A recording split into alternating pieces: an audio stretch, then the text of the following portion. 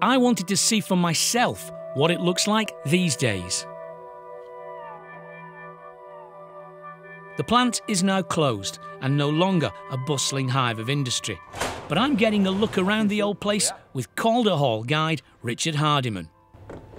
So this is the control room, Stuart. This is like this is proper sci-fi, isn't it? And this is where the operator who would be operating the reactor would be seated, and he'd have all the controls for the controlling the reactor during his shift. This is the one the Queen opened. In October 1956. Right, there it is.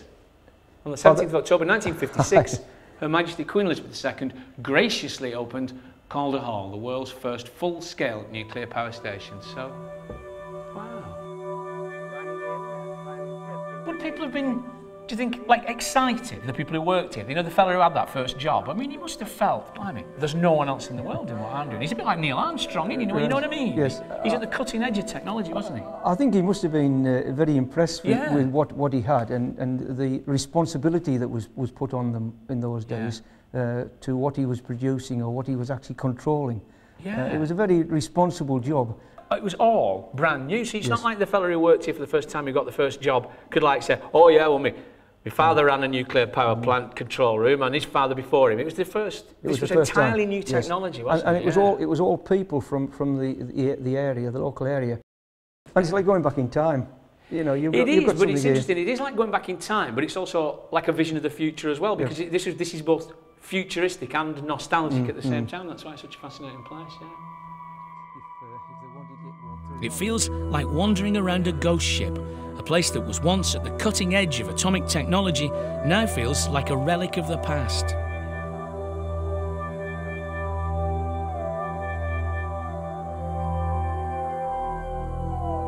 At Calder Hall there were 4 main nuclear reactors, and at the heart of each one were thousands of fuel elements just like these. One of these fuel elements would produce enough electricity for one individual's lifetime. And there's 10,000 of these in each reactor. Yeah. And 1 ton of these is equivalent to 10,000 tons of coal to generate the same amount of electricity. So they're pretty powerful. Oh yes. And this is all going on inside here, yes. Here. Shall we have a look? Richard, I can safely say this is the nearest I've ever been to a nuclear reactor. Well, that's true. Yes. Would it have been a lot more active and noisy when it was Oh yes, full it would pelt? be, yes. When bearing in mind that you'd have all the fans blowing, and we had difficulty talking when it was in full operation.